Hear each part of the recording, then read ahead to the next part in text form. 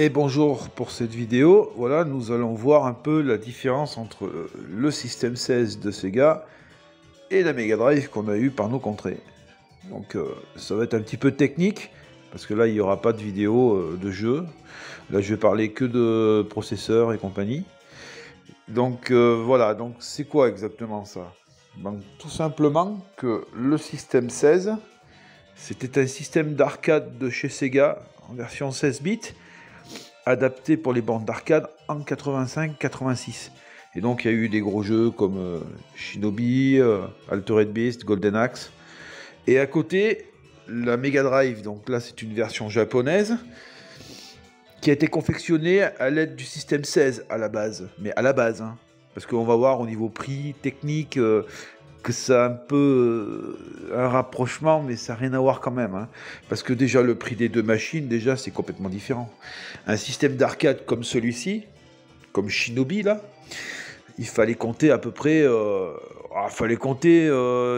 francs, 10, 11 000 francs pour l'avoir. Que la Mega Drive, elle, t'en avais pour 1200 francs. Donc on voit que déjà, le prix, c'est 10 fois pire. Après, techniquement, pourtant, l'un a été confectionné en 85, l'autre en 88. Il y a quand même, une différence de puissance, mais c'est pas non plus extravagant. Mais il y a quand même une différence de puissance. Hein. Donc là, je vais expliquer rapidement ce qu'il en est. Donc voilà. Donc la Mega Drive, on a acheté dans le commerce une cartouche. Une cartouche, il y a ça dedans. Il y a une EEPROM. Voilà, c'est tout. Le jeu est dedans. Le jeu Shinobi est dedans. Voilà. Donc ça, je vais l'enlever. Voilà. T'as acheté ça. Et donc, sur le système 16, ça sortait sous format de carte mère, comme ça. Et donc, le Shinobi, il est là. Il se grappe là, grâce au bus qu'il y a dessous. Et donc là, j'ai un exemple. Par exemple, là, ici, j'ai Wonder Boy 3 Monster Lair sur Mega Drive. Donc c'est pareil, il y a juste une seule EEPROM. Et donc, sur le système 16, eh ben, ça correspond à ça. Il y en a de l'EEPROM. Hein. Donc après, au niveau capacité, un jeu comme ça, ça fait 4 mégabits à peu près. Et cette version-là, elle en fait à peu près 30. Voilà la différence. C'est pas pareil. Hein. Donc ça, je vais y enlever. Voilà. Et donc, la Mega Drive, je l'ai ouverte. Hop. Voilà. Les entrailles de la Mega Drive. Alors, on va y voir plus clair. Donc, le système 16 de chez Sega, on peut le brancher sur le JAMA, donc sur les bornes, grâce à cet adaptateur. Ça permet de dériver le courant. Là. On voit bien que le courant ici, là, c'est du 12 volts. C'est pour alimenter le son. Là, c'est le plus 5 volts ici. Et là, c'est la masse. Là, le moins 5 volts n'existe pas sur cette version-là. Donc, il n'y en a pas besoin du moins 5 volts sur le système 16. Donc ça, on va l'enlever. Voilà. On va enlever le système de ROM. Voilà. Donc ça, comme je le répète, c'est le jeu, ça. C'est comme une cassette. Hein.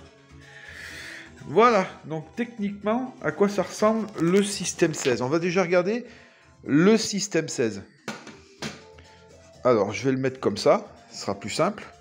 Et on va parcourir ensemble. Ça peut aider des fois pour des réparations sur certaines cartes. Voilà. Donc, voilà le système 16. Donc, cette carte-là, c'était une carte de Altered Beast. Hein.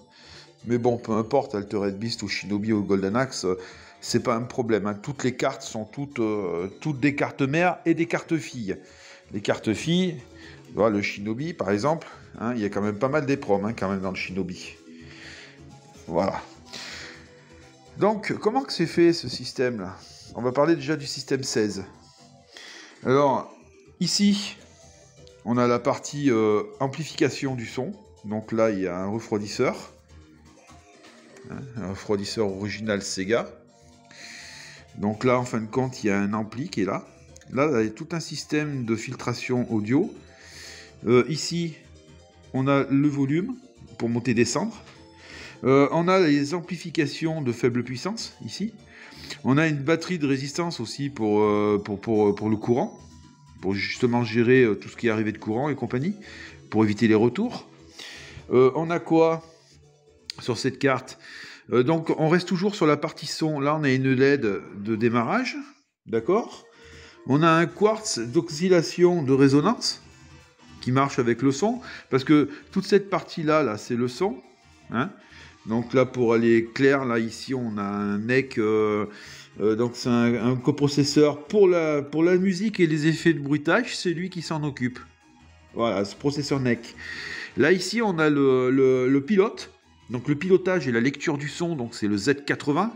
Lui, il est cadencé à 5 MHz, d'accord. Et là, ici, on a ça, c'est une mémoire, justement, qui permet justement au CPU, c'est une mémoire qui se vide.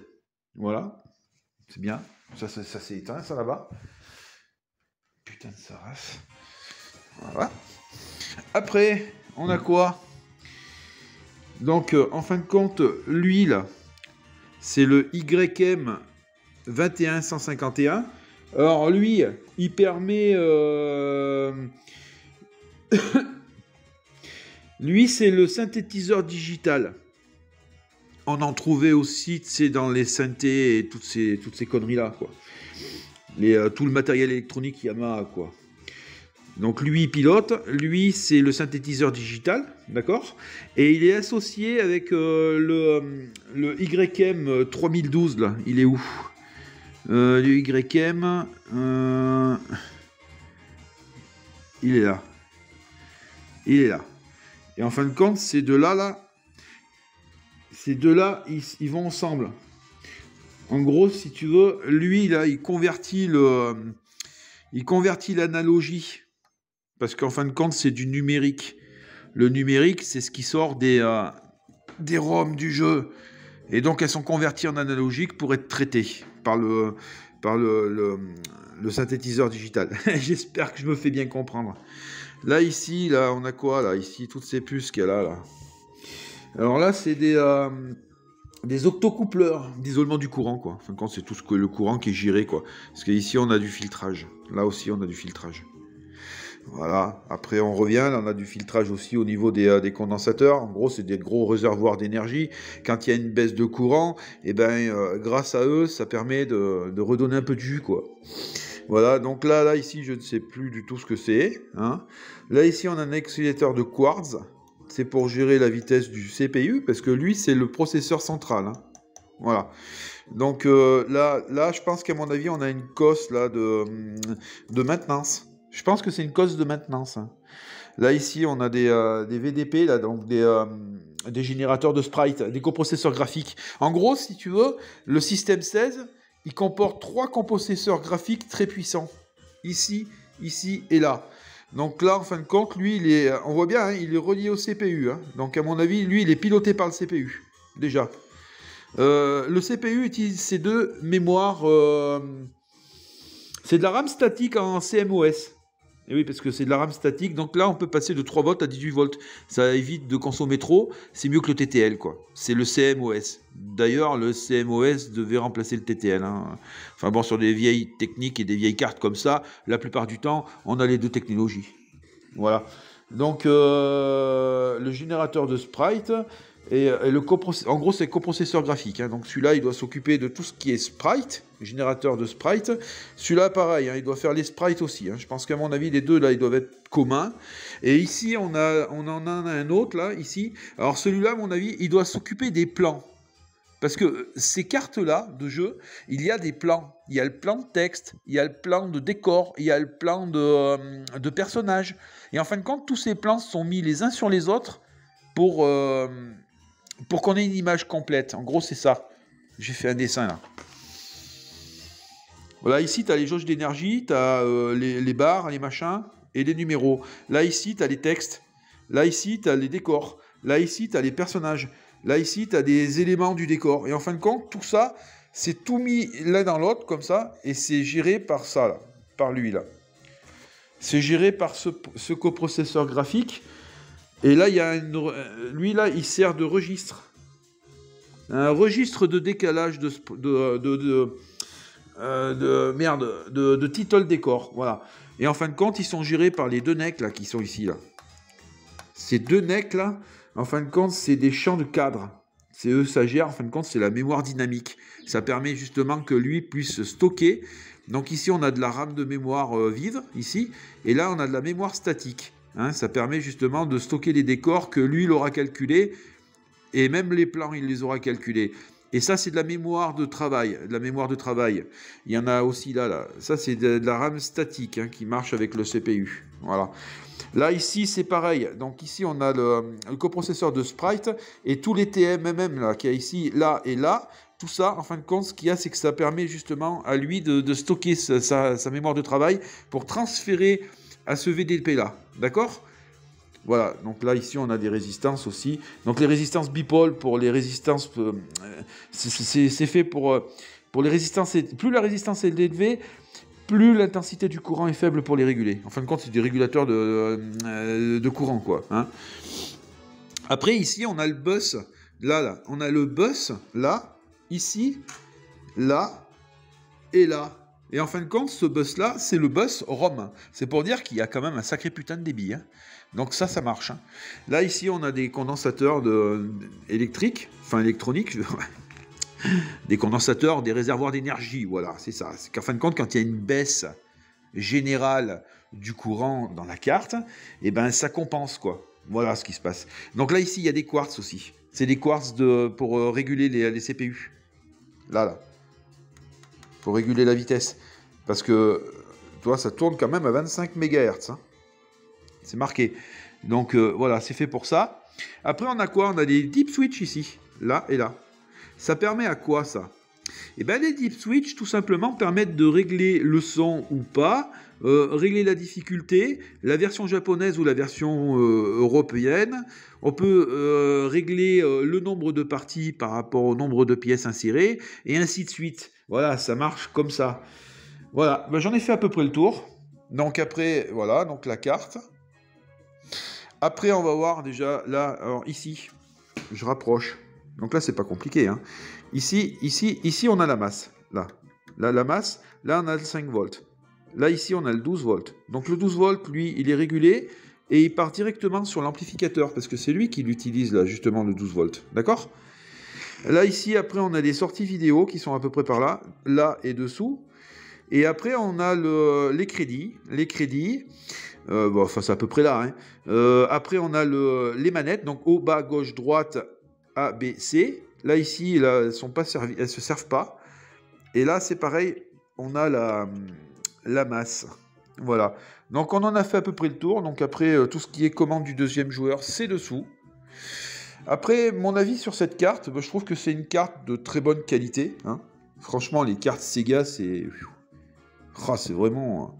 Les cartes Sega, ça déconne pas. Hein. C'est vraiment, vraiment, vraiment de la bonne qualité. Hein. Il n'y a pas vraiment de problème pour ça. Hein. Voilà. Donc, on en a vu le système 16. On verra les spécifications techniques du système 16 par rapport au système Mega Drive. Alors, un Mega Drive, ça va pas être compliqué. Hein. Il n'y a pas grand-chose. Voilà. Alors, attends. Hop. Voilà. La Mega Drive. Il est où mon stylet? Merde. Super. Aïe. La Mega Drive. Donc on retrouve un 68000, donc le cerveau de la Mega Drive, qui est exactement le cerveau... c'est le 68000 qui est sur le système 16 aussi. D'accord? Sauf que il y en a un qui est cadencé à 7,68 MHz et l'autre il est cadencé à 10 MHz. Donc déjà il y a une différence entre les deux. Après, on a le Z80, donc le pilote du son, ici. Celui-là, il est cadencé à 3,58 MHz, quand celui du système 16 est cadencé à 5 MHz. Donc déjà, il y a une petite différence. Après, les couleurs. Donc, la gestion des couleurs. Alors, les couleurs. Enfin, on verra après les couleurs. Donc là, ici, on a... là, ici...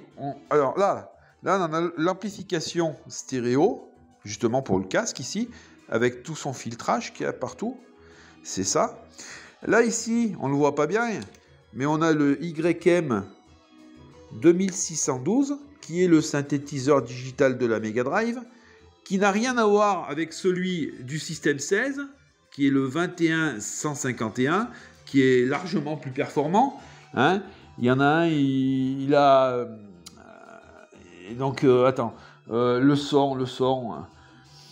En gros, si tu veux, celui-là, celui de la Mega Drive, il a 3 canaux. Là, on en a 8. Là, c'est plus la même. Hein. Donc, c'est pas la même chose. Hein. Donc, la programmation n'est pas la même, le résultat non plus. Qu'est-ce qu'on a d'autre? Donc, ici, on a 2 RAM, ici, qui ont un rapport avec le CPU. Et donc, là, on a 2 coprocesseurs custom graphiques. Hein. Donc, en gros, celui-là, c'est le VDP, celui-là. D'accord? Donc, VDP, c'est des algorithmes qu'on peut récupérer sur du TTL pour justement... Enfin, bon, ils ne se sont pas fait chier. Ils ont fait des composants custom pour justement gérer leur graphique, en gros. Là, donc, là, ici, on a de la RAM statique. Donc, c'est de la SRAM. Hein. C'est de la SRAM. Donc, la SRAM, on la retrouve ici sur le système 16, et là, on n'en a qu'une. Et donc, en gros, c'est ça, c'est pour les plans, justement. C'est pour gérer les plans. Et donc, ça utilise aussi une RAM, là. Là, ici, on a la gestion des contrôleurs qui sont là, parce que là, c'est pareil. Qu'est-ce qu'on a d'autre? Ici, on a des régulateurs d'alimentation, là, des LS7805. Donc eux, en fin de compte, ils récupèrent le courant qui arrive ici. Donc le courant, là, tu rentres en 9 volts. Et eux, ils régulent en 5 volts. Parce que les PCB sont des doubles faces. D'accord? Là, ici, on a une face et on a de l'autre côté le circuit dessous aussi. Donc en fin de compte, on a le refroidisseur ici. Dessous, on a le convertisseur analogique, mais on ne le voit pas bien, il est là. Le convertisseur analogique. En gros, ce qui analyse le numérique de la cartouche en version analogique pour la console. Voilà. Là, ici, on a le quartz, hein, pour la vitesse, du CPU, qui est modifiable. Et voilà. Et on va arriver à la fin. Voilà, il n'y a pas grand-chose sur cette Mega Drive. Hein. Voilà. Donc, je l'enlève. Et donc, en fin de compte, ce qu'il y a, c'est que celle-ci est capable de gérer 380 sprites, donc 380 dessins, en gros, d'une certaine dimension, que celle-ci, la carte Système 16, est capable d'en gérer 128. Celle-ci, au niveau des couleurs, c'est pour ça que d'ailleurs que la Mega Drive a des dégradés assez dégueulasses, la Mega Drive a 512 couleurs sur sa palette, que celle-ci en a 6144, la différence. Par contre, le système 16 est capable d'afficher à l'écran 4096 couleurs simultanément à l'écran, quand la Mega Drive, elle peut en mettre que 64. Donc il y a quand même une sacrée différence technique, mais déjà, on voit bien hein, que ça n'a rien à voir. Hein. Qu'est-ce que je pourrais dire d'autre le système FM donc, de son sur la Mega Drive, c'est 3 canaux, hein, comme je l'avais déjà expliqué. Il y a un oscillateur sinusoïdal en basse fréquence aussi, sur la Mega Drive, mais lui, là par contre, on en a 2. Hein, donc c'est pas la même chose. Donc on voit bien la différence qu'il y a entre le système 16 et la Mega Drive. Et c'est pour ça que les jeux étaient quand même beaucoup plus jolis. Donc, voilà. On arrive à la fin de la vidéo, je ferai une petite présentation du Shinobi Arcade et puis je ferai quelques tests de jeux d'arcade pour vous les montrer un peu. Voilà, je voulais vous montrer comment que ça se passait les systèmes. Comme ça au moins vous les voyez. Voilà, on met le jeu ici. Hop là. Enfin. Tac, voilà, ça donne ça. Allez, à la prochaine et bonne fête à tous.